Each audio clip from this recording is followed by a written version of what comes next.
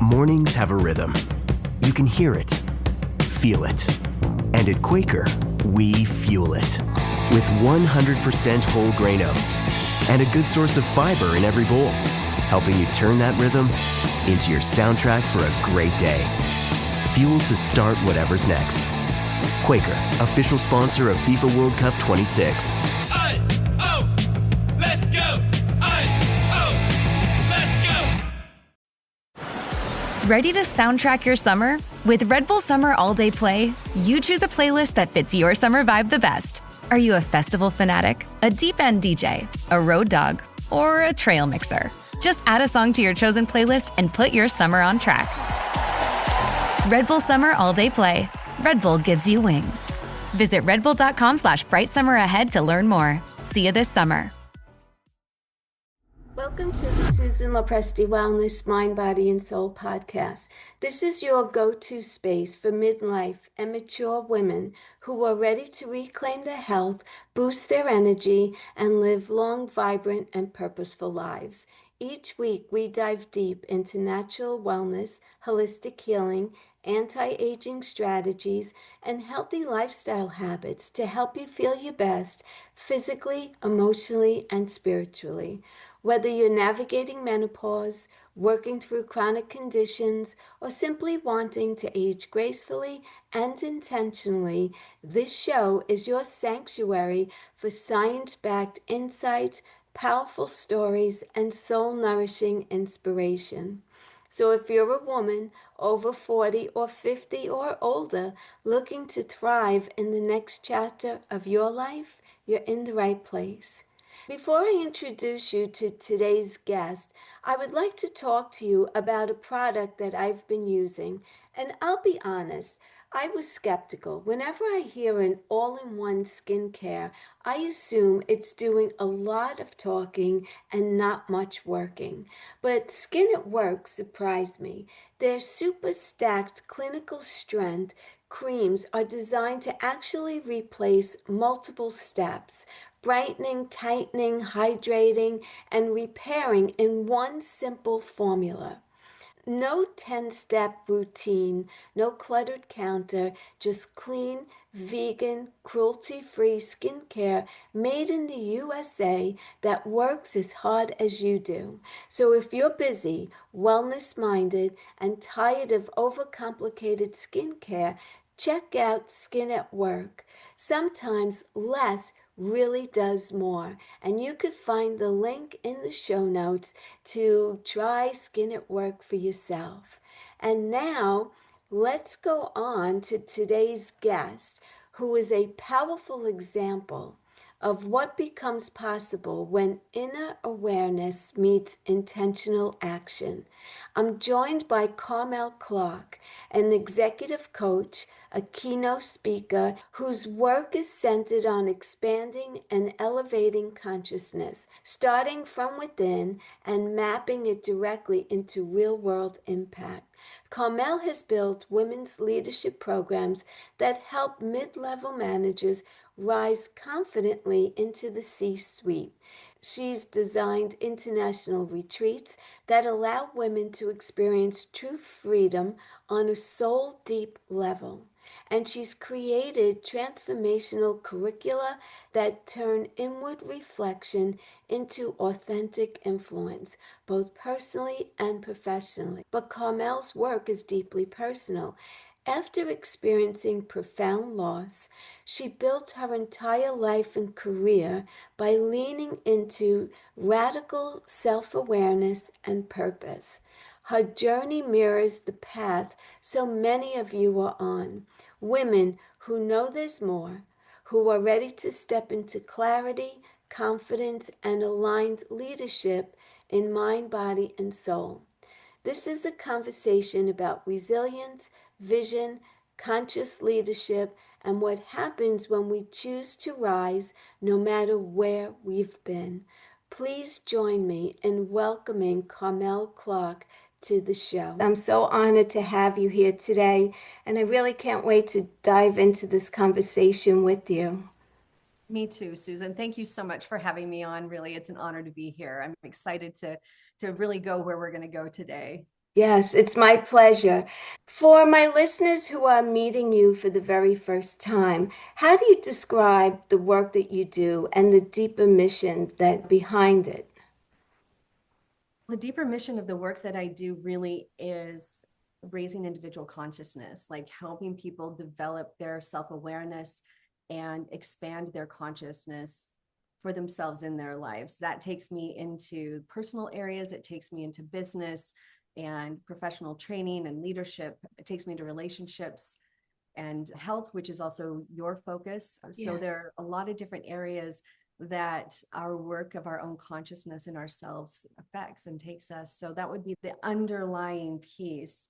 And I would say that really what drives me in that is what I would call freedom. I feel like what work we do with ourselves to become more aware, to become more self-actualized, to become more conscious expands our freedom. It doesn't necessarily change all the challenges we have. It doesn't change the challenges we face in the world and in our lives every day, but it does change us. And as one of my dear clients from long back said to me, he said, I realized finally that I can't change anything or anyone else, but I can change me. And if I can change me, then everything else changes. Yeah. Which is quite profound. So I want to ask you, what is the process of getting someone to be more self-aware? Oh, that's a great question. Like a really great question. I don't think anybody's ever asked me that question, Susan. Wow. Okay. Top points on that question. What is the process of getting someone more self-aware?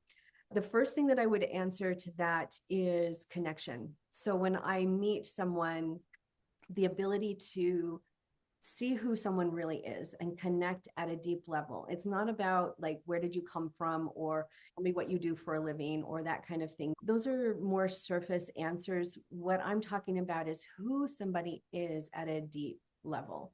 And when we see and understand each other at a deep level, we touch our own consciousness in a real and profound way. I know you've experienced this. You're leading podcasts, so you have lots of time and experience in meeting people and knowing those people who will really open themselves up, or those people who just want to give you more like the answers that they think people want to hear, right? Yes, Yeah. absolutely. So then in that, I would say that deep connection is the beginning of helping people to develop their conscious awareness. The other thing I would say is life itself provides a lot of challenges all the time. And because of that, when we get to a point with our challenges where we finally just start to question them and to question ourselves in those challenges, it's a doorway that we can open and learn more about ourselves. One of the things about your history, this Hashimoto's and celiac and the health journey that you've been on and where that's taken you, is a really great example of you having come to a point, I'm sure, where you realized that allopathic medicine could only give you so much information, and that you were going to have to go much further, both in your search for what you could do to help your health, but also in yourself, being to be able to heal and to create and develop a life that was completely and entirely different from what you had before. Absolutely. Yes. Consciousness, Yeah. that's the word. Yes. Oh, I love that. I love that. So your life and your career were profoundly reshaped by personal loss, and it's up to you how deep you want to share with that. But how has that experience changed the way that you see yourself and your purpose? Oh, really good. Thank you for the great questions.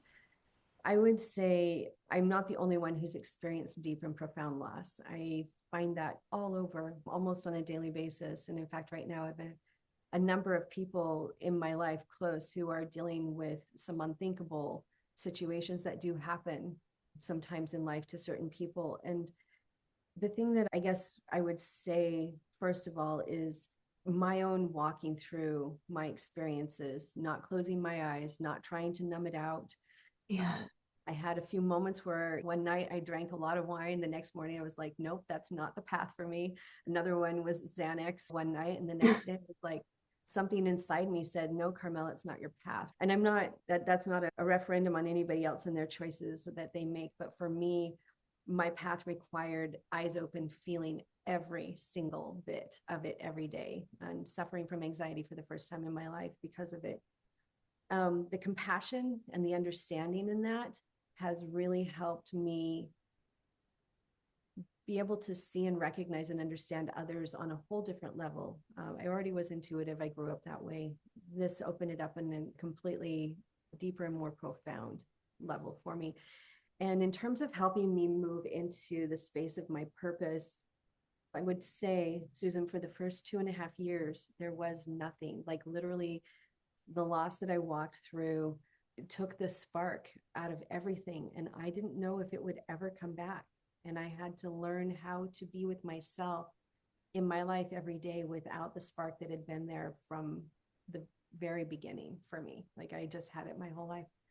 And that was really a self-awareness journey, right?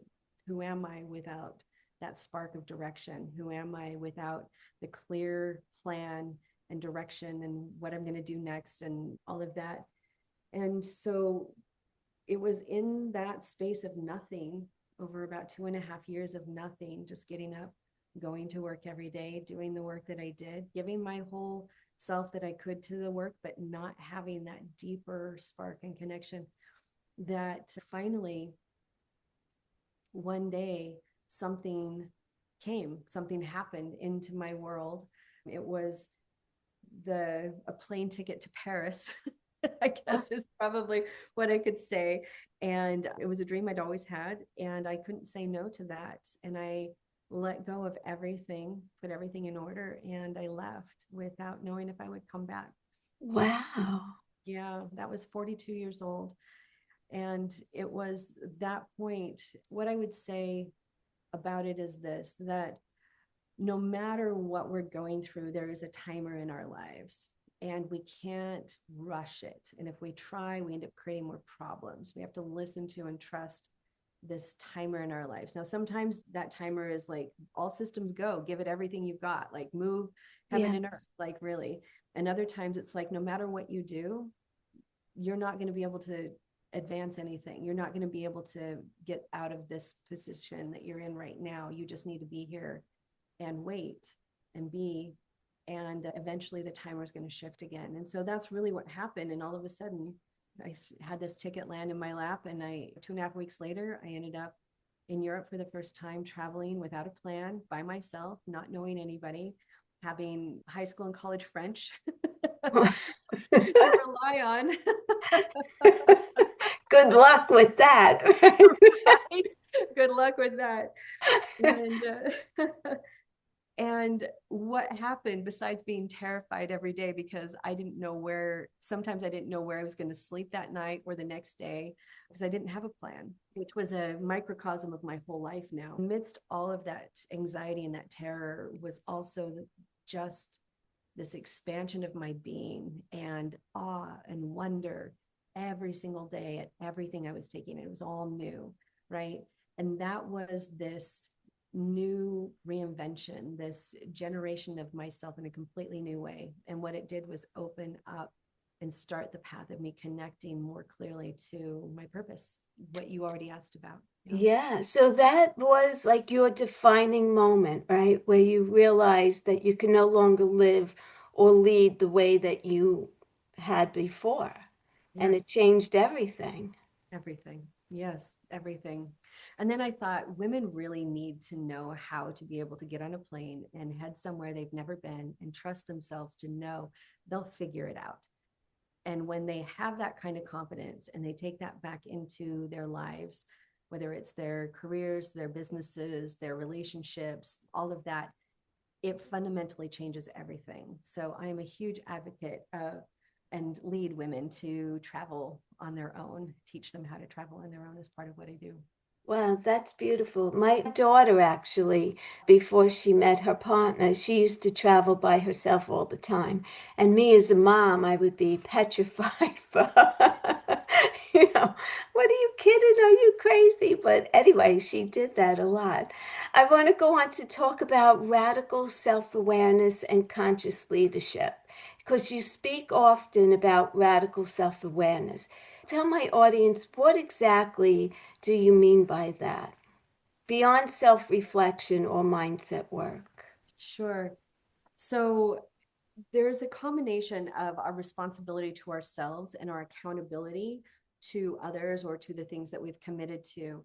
And in our self-awareness, we can become more self-aware, but we can also justify our self-awareness into, whatever. Anybody can make themselves into a guru or a king, right? Yeah. And in order to not do that, this concept of radical self-responsibility and radical accountability are part of what I teach in this idea of self-awareness that moves beyond reflection. What that means is that I'm also looking at what my motives are, right?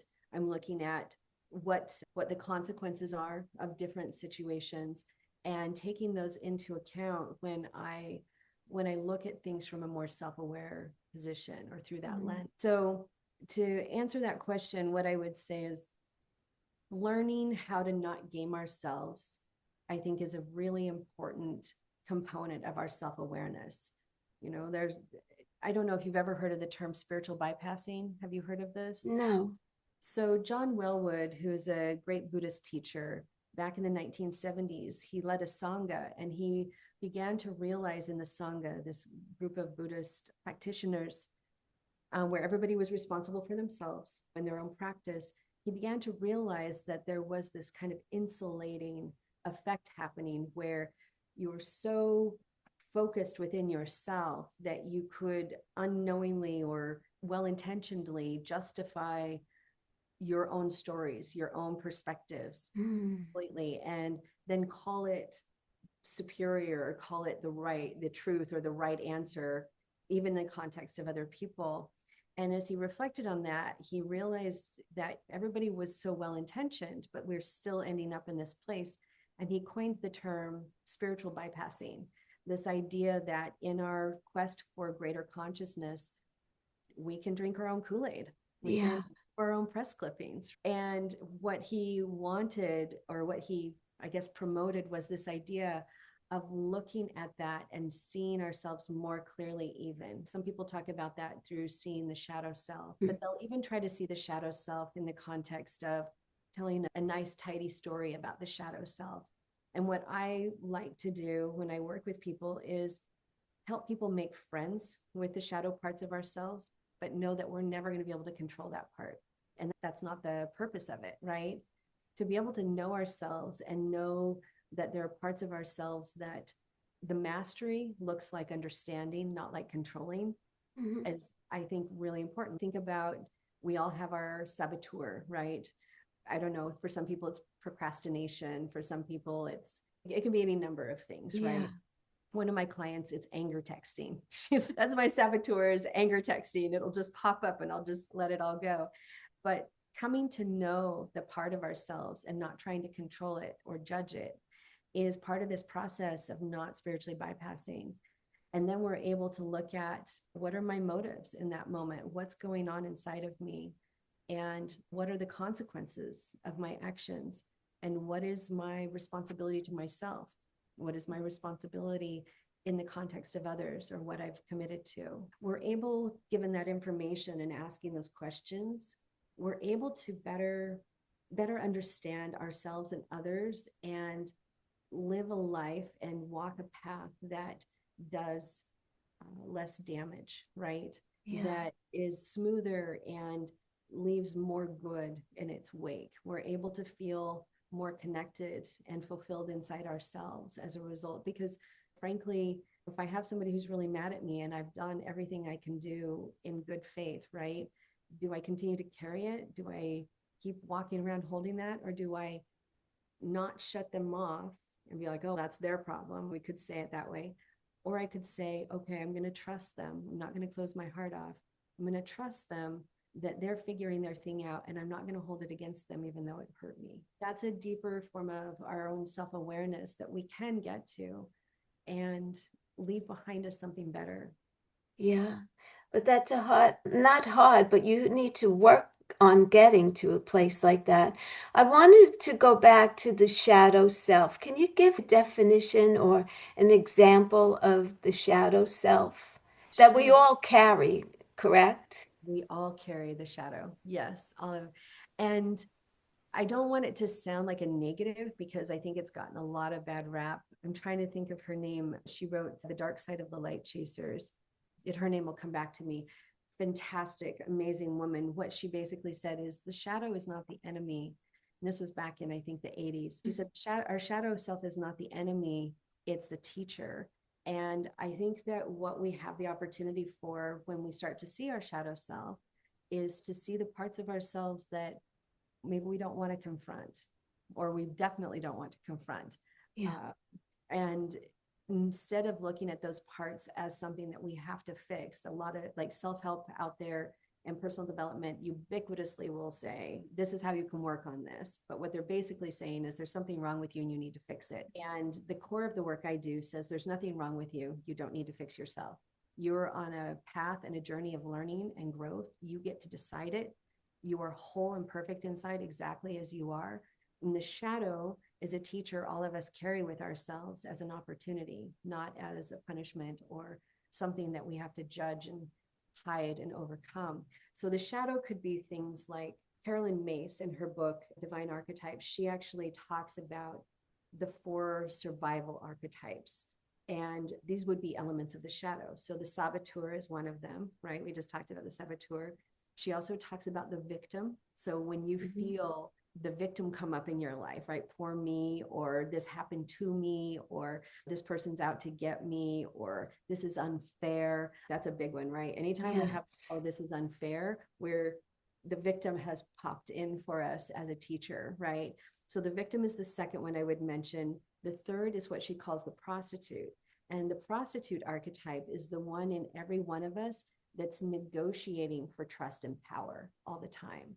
So if you think about that, what we will compromise in ourselves to try and get more power, or what we will compromise giving away our trust with ourselves in order to gain something back from somebody else, that's what she calls the prostitute archetype. Does that make sense? Yes, absolutely. And the fourth one is the child. And Carolyn Mace talks about the child in many forms. There's the wounded child, there's the magical child, there's the nature child. But the child archetype is the part of ourselves we all have that gives us information that's really pure from like our earliest beginnings, our earliest awarenesses.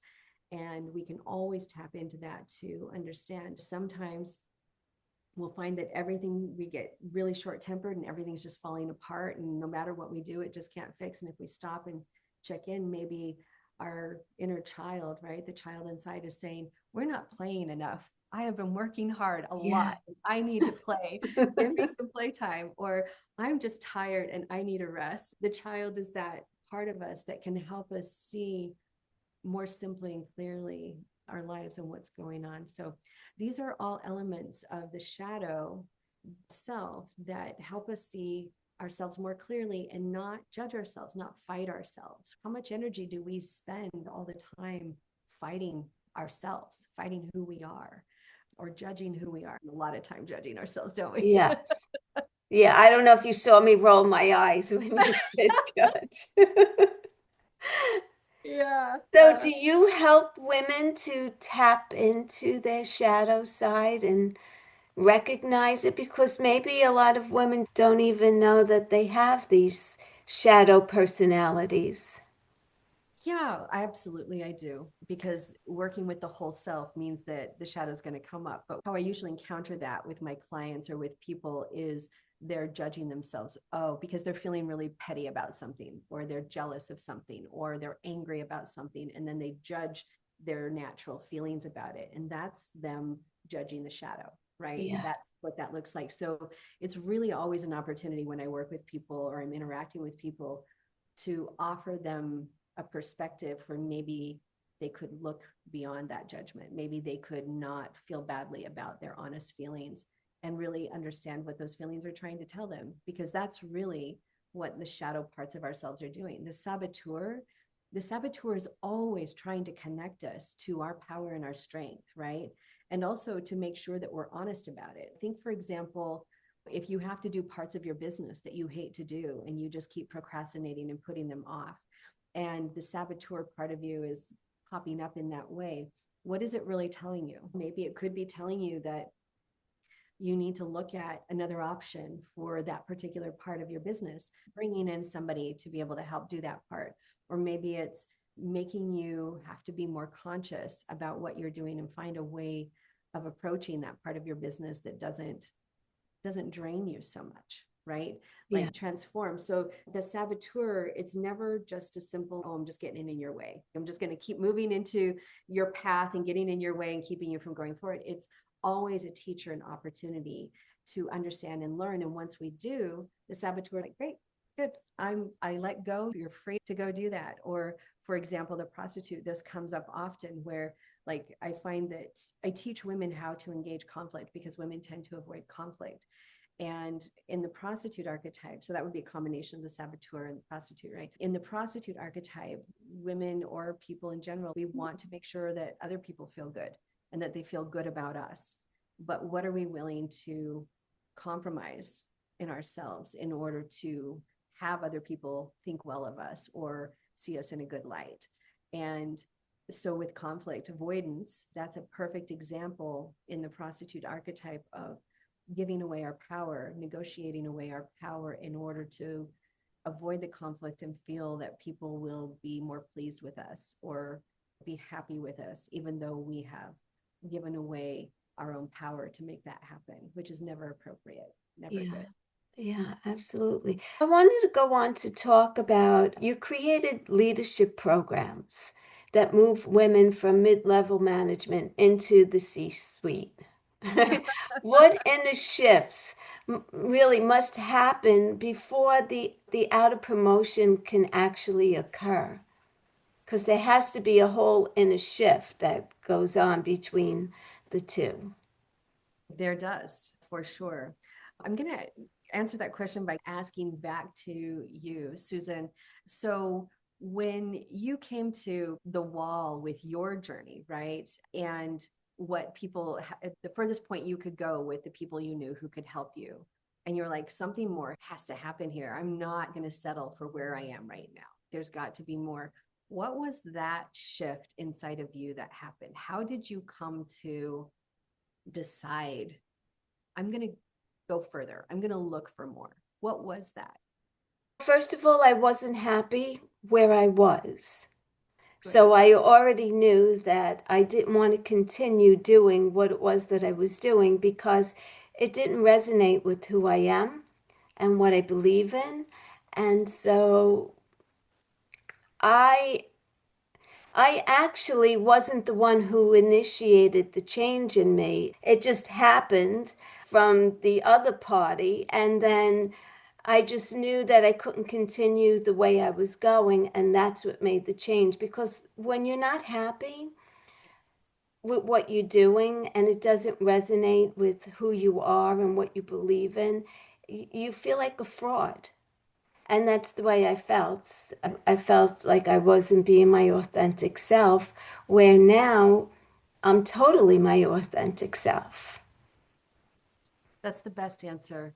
I think that's the perfect example to use in the context of my work with women to help them accelerate in their careers to where they want to be, moving from mid-level management, for example, into C-suite, or helping entrepreneurs to scale their businesses, helping women move out of professional stagnation into professional engagement and challenge and excitement, right? There's so much that's possible there.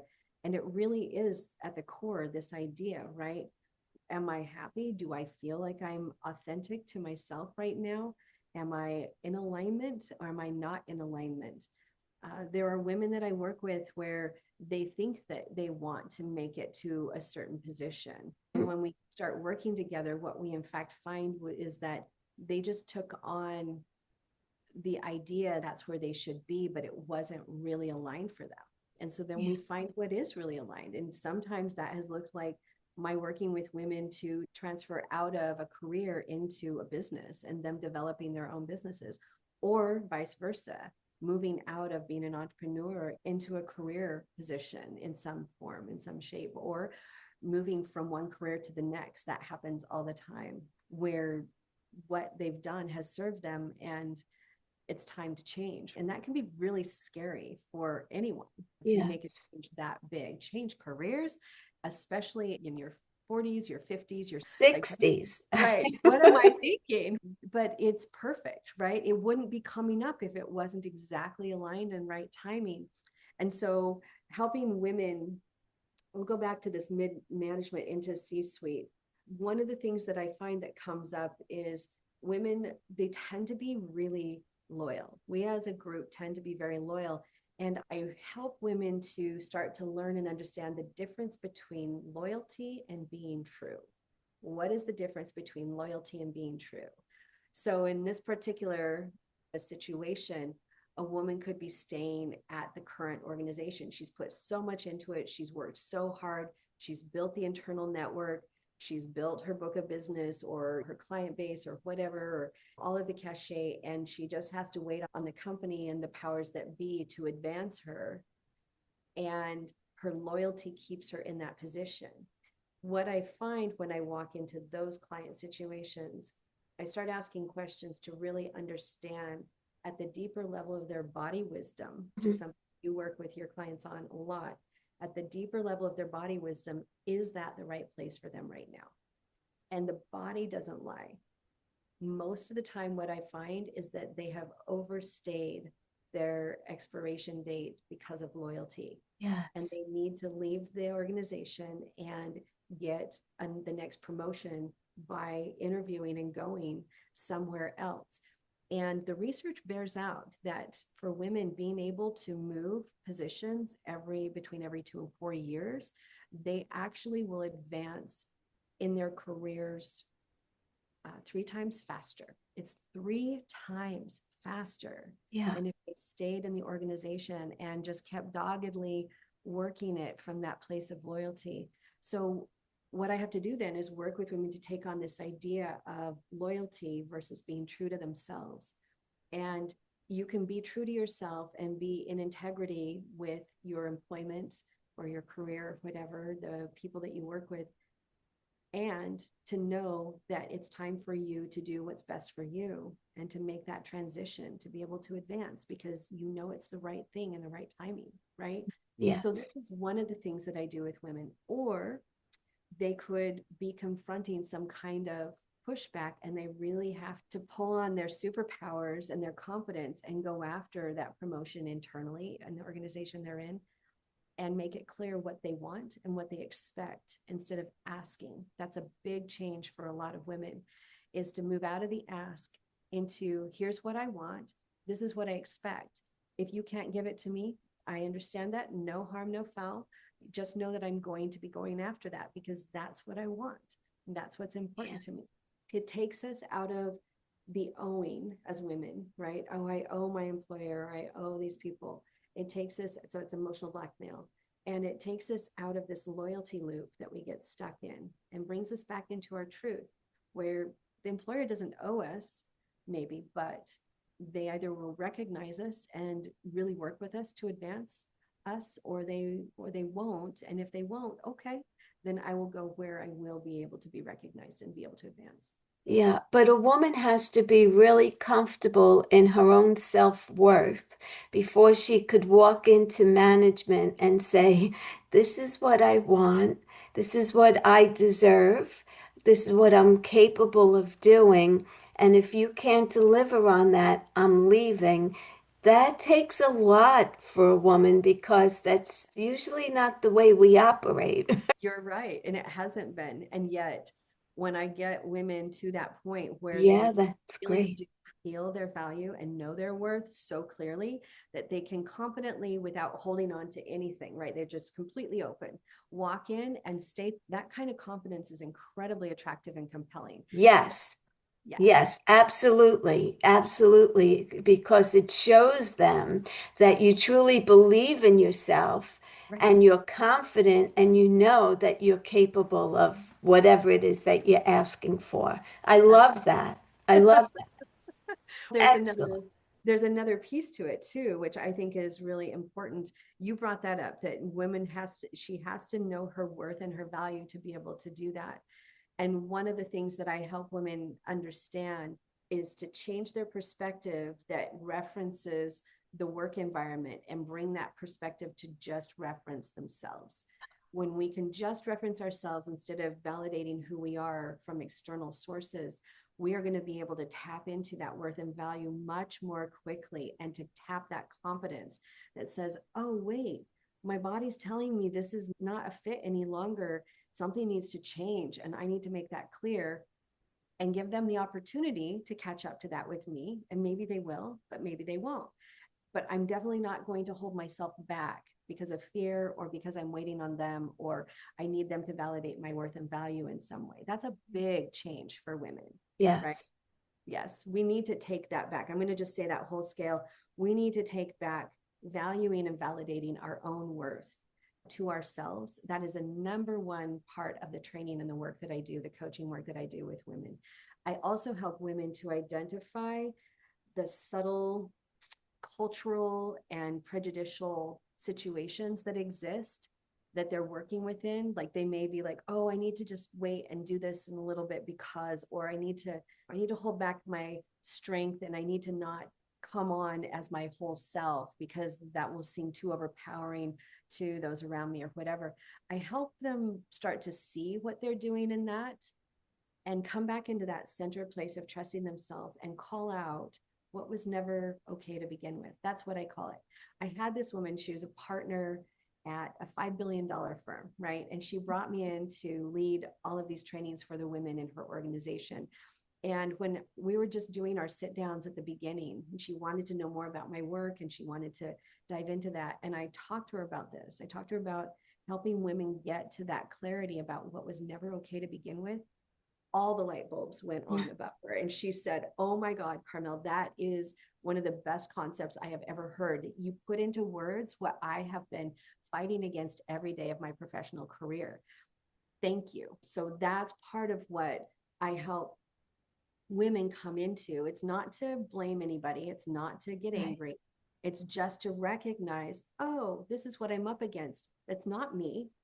And it was never okay to begin with. So I'm going to push back against it to create the space for me that is appropriate, because I don't need to take those cultural ideas or expectations onto myself. Yeah, absolutely. Yeah.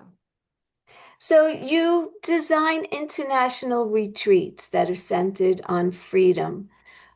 What does true freedom mean to you, especially for women who have spent years taking care of others? Such a loaded question on that one, Susan. Such a loaded question. First of all, I want to say there's so much joy in being able to serve and give to other people, isn't there? Like we have a lot of joy. Culturally, we are born into that as women. If you're female, you are born into serving and giving, and there's an immense amount of satisfaction and fulfillment in it. So I'm not naysaying that at all as I talk about this. But I will say that we don't know where the center of that pendulum swing is. When we're born culturally into this expectation on us, we haven't learned how to recognize that balance between what is good for us and what is just for us, and it's okay to do just for us. I have to justify what I do for myself because it's going to be taken away from somebody else. Yeah. Yes, that's a big consideration. I have with the retreats, one of the most common things I would hear from women is, I need to check with my husband. He might be jealous. Or I need to check with my husband to make sure it's okay that I do this, right? And the funny thing is, some men may say that about, I need to check with my wife, but not for the same reasons and not to the same depth and degree. They don't feel an obligation. They just feel that may be a partnership where they're like more equal, and they're like, okay, I'm going to spend this money. I just need to check in with you, make sure like this is okay. Whereas women feel this guilt about spending money on themselves that's just for them. And they feel guilt about stepping away from their partners or their children for a while to go and do something just for themselves. And that is all culturally created. It doesn't exist for real in us.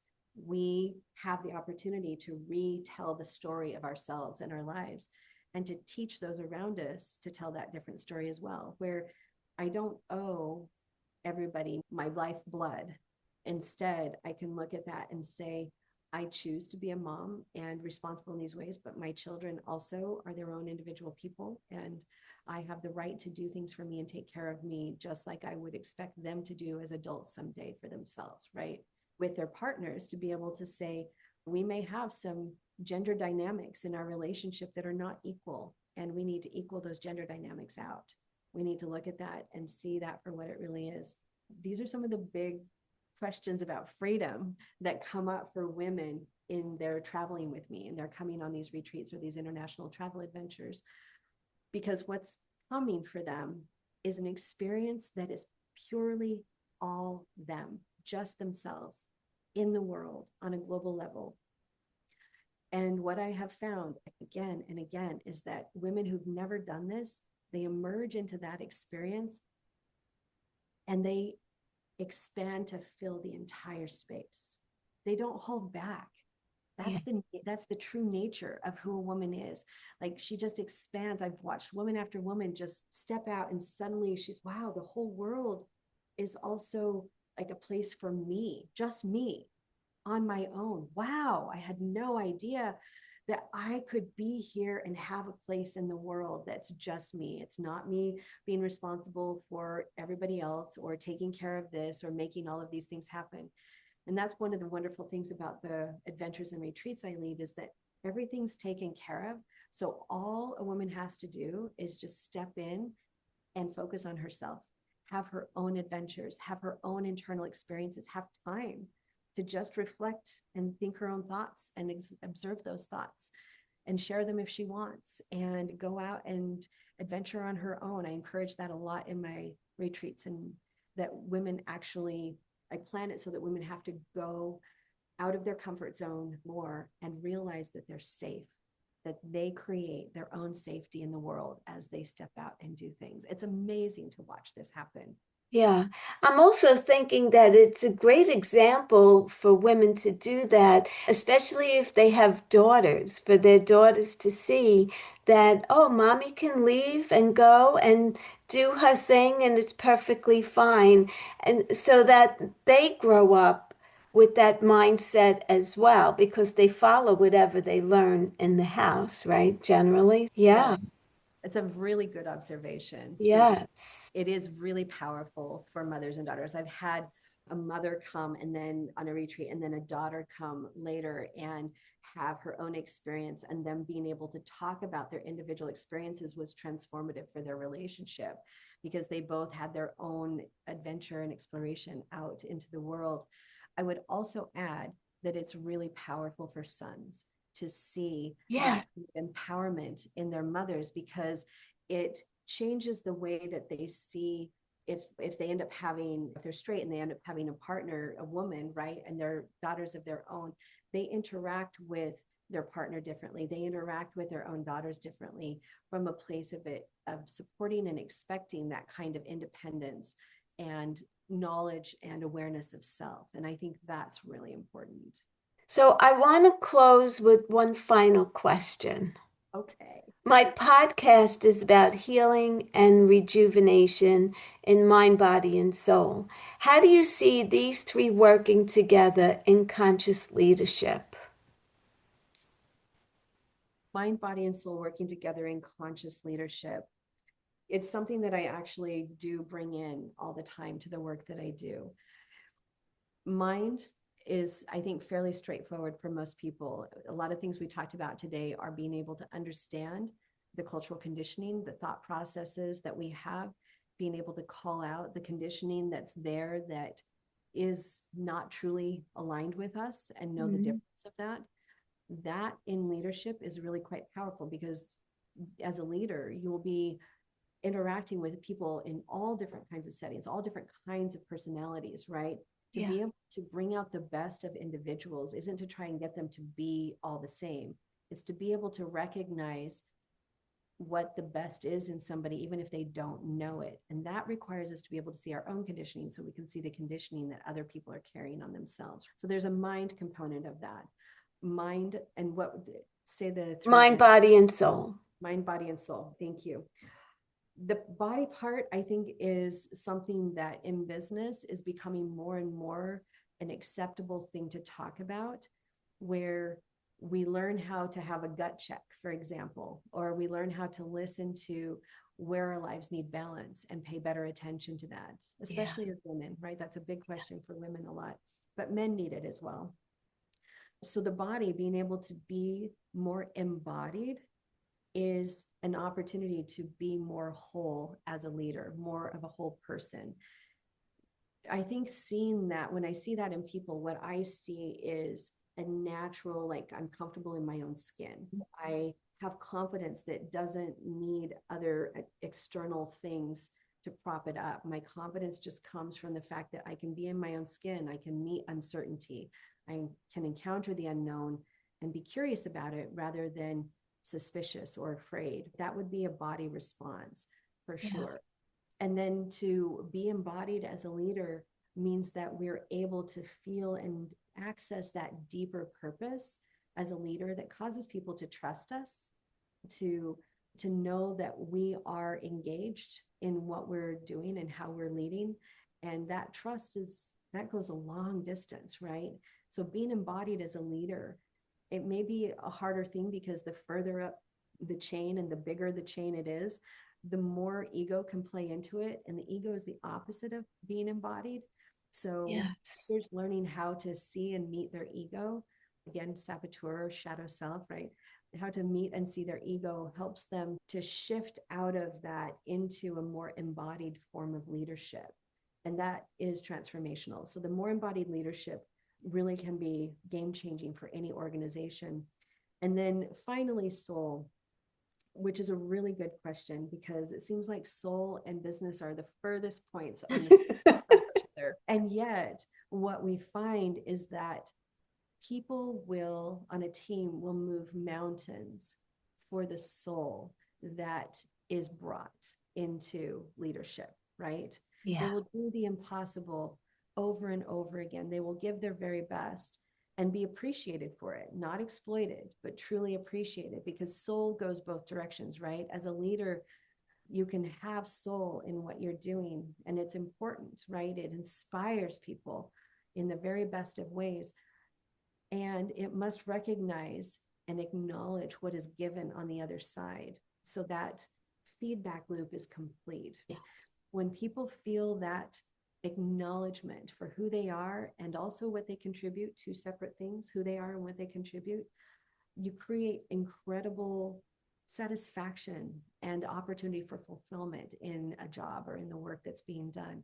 People will go above and beyond. They will give more, and a company will thrive, an organization will thrive when we bring soul into it. And we know what we're doing when we bring soul into it that way. Wow, that's a perfect answer. Thank you, Carmell. Tell my audience where they could find you, how they could work with you, any information that you'd like to leave with.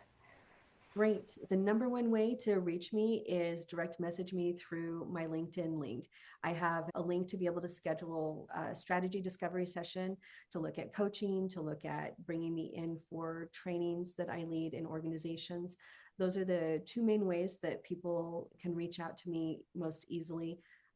Also through my website that's in the process of a revamp right now. So LinkedIn can probably be the more direct way at the moment. But my executive coaching work, I work one-on-one with clients, and that can look like a handful of sessions. It can look like a year program or ongoing support for what you're doing in your organization or in your life. With the trainings, I do all sorts of different kinds of trainings. Right now, I'm working on some really exciting ones to work with top key female talent in a multi-billion-dollar international organization, but then also working to create and deliver trainings to the wealth of the organization across the world at all different levels that they can engage in as they desire. So there are lots of different opportunities with that I do. Mostly, I think what I would say in answer to that is The work I do is transformational. It really is based in developing greater awareness of self. And in that, Harvard Business Reviews actually talked about the importance of self-awareness for ourselves in our professional careers and as leaders. So the work I do is and has been for many years focused in this way to really develop self-awareness. More self-aware leaders are better leaders, and they're better decision makers. They're better at creating team cohesion and being able to keep the churn rate down, all of that, so organizations can thrive. I love to see that both the people in an organization and the clients are both happy, right? This is part of our world, part of our reality.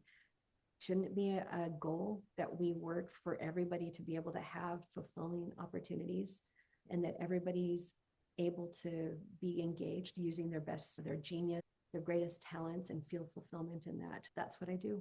Yes, I love that. I hope that's the way of the future for the working class and corporations.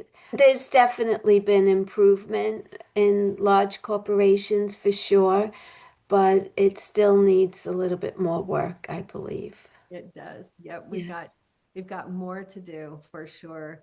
And I appreciate all the work that you're doing with health and body for the mind, body, soul connection.